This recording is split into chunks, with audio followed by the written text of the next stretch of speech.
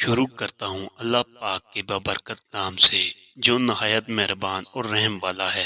امید کرتا ہوں آپ سب خیریت سے ہوں گے اور جہاں ہوں گے خوش ہوں گے۔ سٹوری پسند آئے تو لائک اور سبسکرائب کریں۔ چلو چلتے ہیں اپنی سٹوری کی طرف۔ ذہنی امراض کے اسپتال میں ایک دم ہلچلی سی مچی تھی۔ ڈاکٹر اور تمام عملہ وارڈ نمبر 96 کی جانب بھاگے۔ انہیں یوں بھاگتے دیکھ کر مریضوں میں کھلبلی مچ گئی۔ سبھی ایک دوسرے کو دقت دیتے ہوئے شور کرتے ہوئے ایک جانب بھاگنے لگے۔ مریضوں کو خوفزدہ دیکھتے ڈاکٹر ناصر یکدم رکے اور سسٹر جمیلہ کے ساتھ مل کر انہیں شانت کرتے ایک دم کمرے کی جانب پلٹ گئے۔ اس کی موت کنفرم ہو چکی تھی۔ سبھی ڈاکٹر حیران اور پریشان سر جوڑے اس کی موت کی وجہ جاننے کی کوشش میں تھے، مگر کسی کی سمجھ میں نہیں آ رہا تھا کہ اچانک کیسے ہو سکتا ہے۔ اس کے جسم پر نہ کوئی نشان تھا، نہ چوٹ، نہ دماغی بیماری تھی، نہ اس نے گلے میں پھندا لگایا۔ اس کے جسم سے تمام اعضاء صحیح سلامت اپنی جگہ پر قائم تھے، مگر دل اپنی جگہ چھوڑ چکا تھا، مطلب دل جسم سے غائب تھا۔ اس قدر دل دہلا دینے والی خبر نے تمام ڈاکٹر سمیت تمام عملے کو خوفزدہ کر دیا۔ سہرا کے منہ میں 3 عجب رنگوں کے داغے پھنسے تھے جن کے بارے میں کوئی نہیں جانتا تھا، نہ ہی اس دوران سہرا سے ملنے کوئی ملاقاتی آیا۔ تو پھر یہ داغے کیسے؟ بدقسمتی سے سہرا کے رشتہ دار ہونے کے باوجود اس سے ملنے کبھی کوئی نہیں آیا۔ 3 ماہ سے وہ ہسپتال میں تھی، مگر کسی نے خبرگیری نہ کی سوائے پولیس کے۔ انہی کی وجہ سے ڈاکٹر ناصر سہرا کے بارے میں جان پائے، لیکن ڈاکٹر ناصر کے لیے یہ صرف ایک عجیب و غریب کہانی یا من گڑت قصہ تھا، جسے سن کر لوگوں کے توہم پرستی گردانتے وہ خاطر میں نہ لایا۔ وہ ایک نمازی پرہیزگار شخص تھا۔ اسے یاد تھا جب اس نے سہرا کو پہلی بار دیکھا تو چونکا تھا۔ اس میں کچھ ایسی خاص بات تو ضرور تھی جو وہ محسوس کر سکا، مگر جان نہ پایا۔ دوسرے ڈپارٹمنٹ میں کام کرتے اس کا رجحان بڑھ چکا تھا، لیکن جو ہی اس کی جانب آتا وارڈ نمبر 7 کی جانب دیکھنا نہ بھولتا۔ نہ جانے کہ وہ سہرا کی جانب مائل ہونے کو کوئی نام نہ دے پایا۔ وقت کی کمی کے باعث وہ کچھ دیر رکا، پھر آگے بڑھ گیا۔ آج بھی وہ راؤنڈ پہ نکلا تھا، تب بھی یہ خبر اس پر بجلی بن کر گری کہ سہرا مر چکی ہے، مگر اس کی بہت طبی نہ تھی، نہ جسم کے اندر سے دل غائب ہو جانا معمولی بات تھی، وہ بھی بغیر کسی واضح نشان یا ثبوت کے۔ کچھ نہ کچھ ایسا ضرور تھا جو عملے کے ساتھ انہیں بھی خوفزدہ کر گیا۔ اپنے تجسس کے ہاتھوں ڈاکٹر ناصر کسی کو بتائے بغیر سہرا کے دیے پتے پر پرانے محلے کی جانب روانہ ہو گئے۔ انہیں یہ گتھی سلجھانی تھی۔ دوسری بات، وہ جاننا چاہتے تھے کہ رشتہ داروں کے باوجود اس سے تعلق سے کیوں محروم رہی سہرا۔ اب انہیں راز کے علاوہ اس کی تدفین بھی کروانی تھی۔ کئی گلیوں میں داخل ہوتے ڈاکٹر ناصر نے دائیں بائیں نگاہ دوڑائی۔ ان کے سامنے جو گھر تھا وہ بند پڑا تھا، مگر ویسے بھی مشابت لیے ایک دوسرا گھر گلی کی نکڑ پہ نظر آیا۔ شاید وہ سہرا کے کسی رشتہ دار کا تھا۔ یہ سوچ کر وہ آگے بڑھے تاکہ مزید پوچھ گچھ کر سکے۔ گھنٹی کی تیز آواز پر انہیں زیادہ دیر انتظار نہ کرنا پڑا۔ دروازہ کھلنے والی شخصیت کافی باروب تھی۔ لمبی باریش داڑھی، سفید پر نور چمکتے چہرے پر ذہانت سے بھرپور آنکھیں جن میں خاص قسم کا وجد تھا۔ ڈاکٹر ناصر ان کی شخصیت سے بہت مرغوب ہوئے۔ ڈاکٹر ناصر نے اپنا تعارف کروانے آنے کی وجہ بتائی، جس پر انہیں محسوس ہوا کہ وہ انجانی شخصیت انہیں اندر بلانے میں حیلہ و حجت سے کام لے رہی ہے۔ کچھ توقف کے بعد بالآخر وہ ڈاکٹر ناصر کو لیے کمرے میں داخل ہوئے۔ صوفے پر بیٹھتے ڈاکٹر ناصر واضح طور پر ان کے چہرے پر ناگواری محسوس کر چکے تھے، مگر آج انہیں سہرا کے بارے میں جاننے کے تجسس نے ہر بات سے عادی کر دیا تھا۔ یونیورسٹی کی لائبریری آج کھلی تھی۔ ہیرا، سمینہ اور سہرا نے ایگزام کی تیاری کے لیے آج کا دن منتخب کیا۔ تینوں سہیلیاں بیگ کندھوں پہ لٹکائے لائبریری میں داخل ہوئیں۔ جاؤ کدوکا اسٹوڈنٹ بیٹھے دکھائی دیے۔ انہیں کبھی امید تھی کہ ایگزام کی وجہ سے آج رش زیادہ ہوگا، مگر تمام لائبریری میں گنتی کے چند لوگ دیکھ کر وہ خوش ہونے کے بجائے پریشان ہو گئیں۔ امتحان کی فکر میں فضول قسم کی سوچ کو پیچھے دھکیلتے تینوں سر جوڑے بیٹھ گئیں۔ کتنا وقت گزر گیا، انہیں ہوش تب آئی جب شام کے دھندلے سائے 400 پھیل چکے۔ یکدم سمینہ نے دونوں کو احساس دلایا کہ مغرب کی ہونے والی ہے، اب ہمیں چلنا چاہیے۔ اس کے کہنے پر دونوں جلدی سے کتابیں سمیٹنے لگی، کیونکہ لائبریری خالی ہو چکی تھی۔ وہ تینوں اکیلی تھیں، چاروں طرف دبیز خاموشی کا راج تھا۔ تینوں بیگ لیے جلدی سے باہر نکلی۔ ارے رکو! سہرا یکدم بیگ کے اندر देखते बोली, डायरी तो टेबल पर रखकर भूल गई हूँ, इसमें कुछ पॉइंट नोट किए हैं, घर जाकर तैयारी कर लूंगी। वो मुड़ी, तुम जाओ सहरा, हम दोनों यहीं इंतजार करती हैं। हिरा यूनिवर्सिटी के दरवाजे पे खड़े जवाब दिया। हिरा मैं इस वक्त अकेली। सहरा कुछ परेशान हुई। कुछ नहीं होता यार, समीना ने जमाई लेते हुए इससे घूरा। बहुत थक गई है यार, जाओ भाग कर ले आओ। तुम दोनों बिना। वो घूरी, मुंह बनाते अंदर की जानब कदम बढ़ा दिए। दोनों ने इसे मुड़ते देखकर दाएं बाएं देखा। दरवाजे के करीब रुक के बेंच को देखते सुकून से इसकी तरफ बढ़ गई। समीना, हम तुमने नोट किया, आज लाइब्रेरी में स्टूडेंट न होने के बराबर थे। हालांकि सब जानते हैं कि इम्तिहान सर पर हैं, और हैरत की बात है कि लाइब्रेरियन भी नहीं थी सिवाय गार्ड के। तुम्हें कुछ अजीब नहीं लगा? हिरा ने कुछ घबराहट से पूछा। हाँ, देखा और महसूस भी किया। कहीं वो बात सच ना हो कि छुट्टी के दिन इस भूत के लिए होता है जो लाइब्रेरी में रहता है। समीना ने खूबसूरत चेहरे बनाते हुए हिरा की जानब देखा। क्या सच में ये बात हकीकत है? यूनिवर्सिटी में इस रोज कोई भी नहीं आता और हम आ गए। कि सच में? हिरा ने दरमियान में बात छोड़े इसे खूबसूरत निगाहों से देखा। हिरत की दहशत से खुली आंखों को देखे समीना का कहका गूंजा, और यार तुम इतनी डरपोक हो, ऐसी कोई बात नहीं, मनगढ़ंत बातें हैं, और तुम इतनी बेवकूफ कि समझ ना पाओ। आज छुट्टी का दिन है, लोग घरों में गुजारना पसंद करते हैं, और वैसे हमारे लिए तो अच्छा ही हुआ ना, तसल्ली से पूरे वीक का काम कर लिया। समीना ने लापरवाही से हंसते हुए इसे तसल्ली दी। हाँ ये बात तो है। लो आ गई सहरा। सामने से सहरा को आते देखकर समीना जल्दी से खड़ी हुई। इसकी तकलीद में हैरा ने भी बैग पे गिरफ्त मजबूत करते सहरा की जानब देखा, जो खामोशी की रिदा ओढ़े दोनों से बेपरवाही करीब से गुजर गई, जैसे जानती ना हो। अरे सहरा रुको तो। दोनों उसके पीछे भागी। डायरी ले आई हो? हाँ बैग में है। मुझे लाइब्रेरी में जाने की जरूरत नहीं पड़ी, पहले से वो लड़का लिए खड़ा था, वो देख चुका था कि मैं डायरी बोल रही हूँ। वो खोए लहजे में बोली। लड़का? कौन लड़का? दोनों बेवक्त वक्त पर बोल पड़ी। लाइब्रेरी में तो हम तीनों के अलावा कोई न था। समीना ने अबरू खींचते बोला।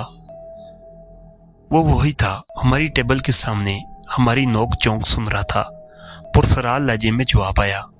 समीना ने इसका हाथ थामा। सो इस वक्त तक वो यूनिवर्सिटी के गेट तक पहुंच चुकी थी।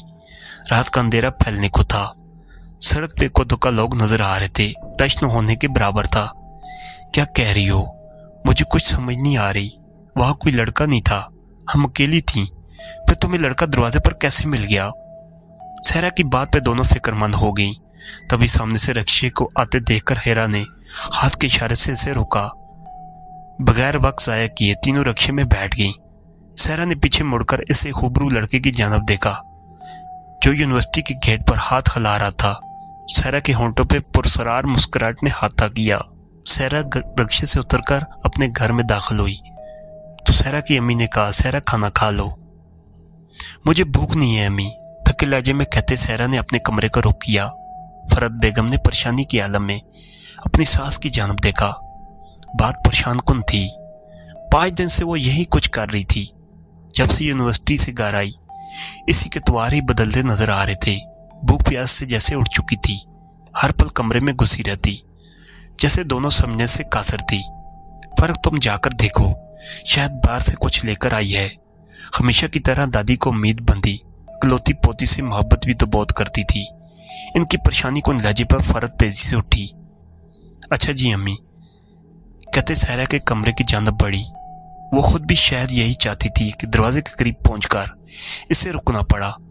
कमरे से सहरा की मदम लेकिन खनकती आवाज सुनाई दी, जैसे बहुत खुश हो।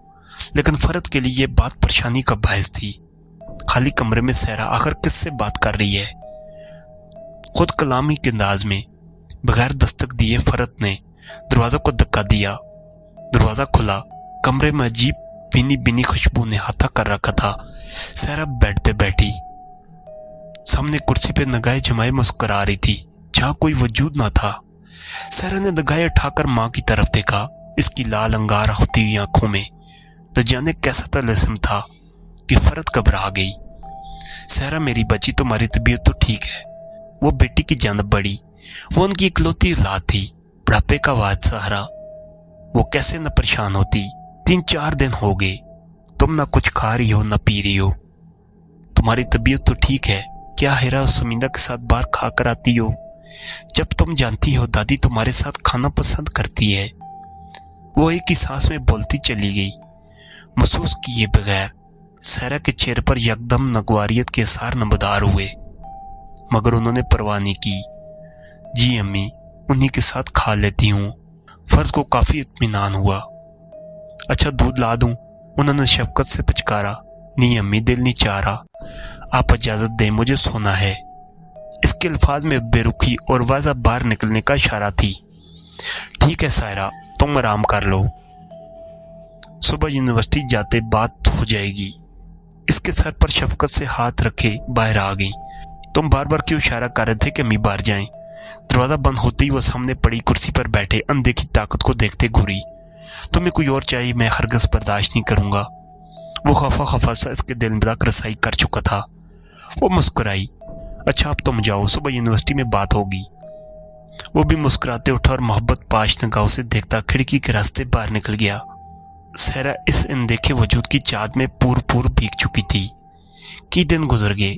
फरत और दादी इसके बदलते रवैये पे परेशान अजीब ख्यालात के ताने बाने बनती रहती, मगर कोई सिरा इनके हाथ न आ रहा था। फिर एक दिन अचानक इन पर अजब राज खुला। फरत मुंह धोने हाथ में घुसी थी कि दादी की खौफ की ज़दा आवाज पर साबन वही छोड़ा और इससे बाहर निकलना पड़ा। फरत सास की खौफ से गुट्टी आवाज पे वो सीधा कमरे में भागी। वो काफी दिनों से बीमार थी, ऊपर से सहरा की परेशानी अलग। वो यही सोचकर भागी कि सास को कुछ हो गया ना हो, मगर सास को खिड़की के करीब खड़े देखकर इसकी जान में जान आई। अल्लाह का शुक्र है आप ठीक हैं। इसने दिल पर हाथ रखे लंबी सांस ली। आपने तो मुझे डरा ही दिया था। फरत इधर आओ जरा, बाहर देखना जो मैं देख रही हूँ, क्या तुम्हें भी वही नजर आ रहा है? वो तसलसल पुरसरार अंदाज में बोली। फरत ने सास को देखा और दबे पांव आगे बढ़ी।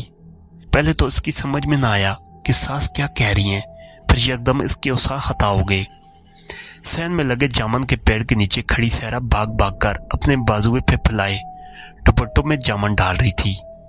दहशत से इसकी आंखें मजीद फैली।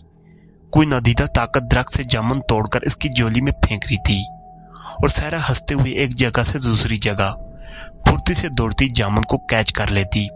दादी हाय मेरे अल्लाह कहती बेड पर गिरी, जबकि फरत ने सरत से आगे बढ़कर इनका बाजू थामा कि चोट न लगे। जो सदमे व खौफ से ठंड पड़ चुका था। मियाँ एहसान अली फरत की बात सुनकर परेशान हो गए। वो फरत के तायाजाद भाई और इसी महल्ले की मस्जिद के इमाम थे। जब महल्ले गली में कोई भी बीमार होता तो उन्हीं के पास दम करवाने आते। जब फरत बेगम सारा की हालत से परेशान इनके सामने दोजाना पर बैठी रो रही थी। सहरन की इकलौती बेटी थी जो उनके महरूम शोहर की आखिरी निशानी थी। वो उसे किसी सूरत खोना नहीं चाहती थी, लेकिन मियाँ एहसान अली की बात ने इनको बदन में सनसनाहट दौड़ा दी। वो जानती थी कि ये भूत प्रेत जिन्नात जब किसी औरत पे फरीजा हो जाएं तो आखिरी दम तक पीछा नहीं छोड़ते, लेकिन सहरा की बदलती कफियत ने इन पर बहुत जल्द राज मुनकशिफ कर दिया और मियाँ एहसान अली की बात ने इन्हें खौफजदा कर दिया। बहन तुम ये तवीज़ सहरा के तकिए के नीचे रख देना, अगर वो मुस्लिम जिन हुआ तो फिक्र की बात नहीं, मैं इसे काबू कर सकता हूँ, लेकिन अगर गैर मुस्लिम या जिन या गैर मरी मखलूक हुई तो शरारत ज़रूर करेगी। बस दुआ करना कोई अफरियत ना हो। इन्हें काबू करना आसान नहीं होता, वो किसी के सके नहीं होते। वो कुछ परेशान लगे। एहसान भाई मेरी बेटी को कोई नुकसान तो नहीं पहुंचेगा, अल्लाह पर भरोसा करो बहन, कोई न कोई रास्ता निकाल ही देगा। उन्होंने तसल्ली देते हुए जाने का इशारा किया। फरत तवीज़ मुट्ठी में दबाए उठी और नडाल कदमों मस्जिद के बाहर हुजरे से बाहर निकल गईं। इनका रुख घर की जानब था। दिल में वसवसों का हजूम लिए करीब से गुजरते इस शख्स को देखा जो अपनी सुर्ख अंगार जुबान निकाले इन्हें खूंख्वार नगाहों से घूर रहा था। यूनिवर्सिटी से फारिग होते सहरा ने समीना और हेरा को खुदा हाफिज कहा और अपनी गली में दाखिल होते इसकी निगाह जो ही सामने खड़े वजूद पर पड़ी तो उसकी दिन भर की थकान दूर हो गई। अरे आप, वो चहकी, अब यह क्या कर रहे हैं जबकि आपको यूनिवर्सिटी में छोड़कर आई हूँ।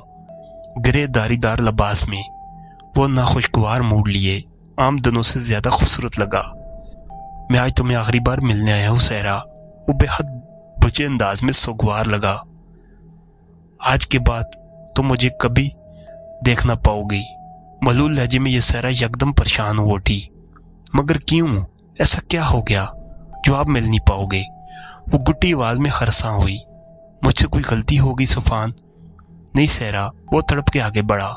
नहीं बखदा नहीं, तुमसे कोई गलती नहीं हुई।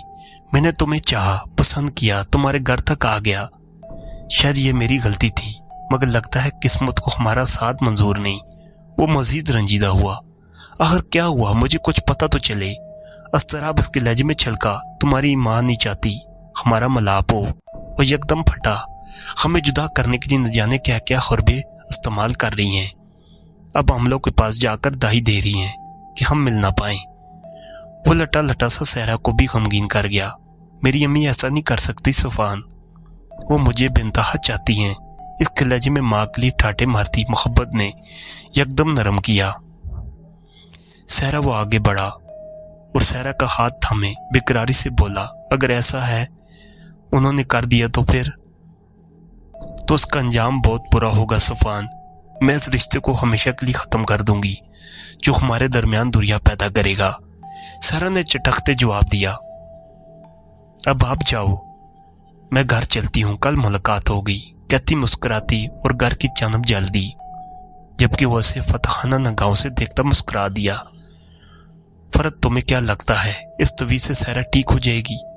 वो जिन हमारी बच्ची का पीछे छोड़ देगा? दादी बेहद परेशान थी। हाँ अम्मी, एहसान भाई ने तो यही कहा है, बहुत उम्मीद दिलाई है। बस इसके आने से पहले तकिए में रखना है। जल्दी से सहरा के कमरे में घुसी। फरत बेहद परेशान थी। मियाँ एहसान अली इनके लिए इस वक्त किसी फरिश्ते से कम न थे। तकिए के अंदर तवीज रखकर हाथ फेर कर अच्छी से तसल्ली करके वो बाहर निकल आई। लेकिन सहरा को दादी के साथ झगड़ते देखकर दहल गई। सहरा ने कभी दादी के साथ ऊंची आवाज में बात भी नहीं की थी। दादी इसकी चाहती थी, अब तरकी बेतरकी जवाब दे रही थी। फरत से बर्दाश्त न हुआ। वो आगे बढ़ी और सहरा के चेहरे पर तमाचा रसीद कर दिया। शायद इन्हें ये नहीं करना चाहिए था, मगर तीन कमान से निकल चुका था। सहरा हैरत से पहले इन्हें घुरी, फिर एक बिजली से इसके अंदर कूदी। इसे बस इतना याद रहा कि वो उसके सामने खड़ा था। इसके चेहरे पर थप्पड़ पड़ते देखकर वो खुनख्वार नजरों से फरत पर गराया और पलक झपकते फरत पर झपट पड़ा। एक हफ्ता लगा था सहरा को होश में आते हुए, लेकिन तब तक इसका सब कुछ लूट चुका था। दादी और माँ इसके हाथों कत्ल हो चुकी थी।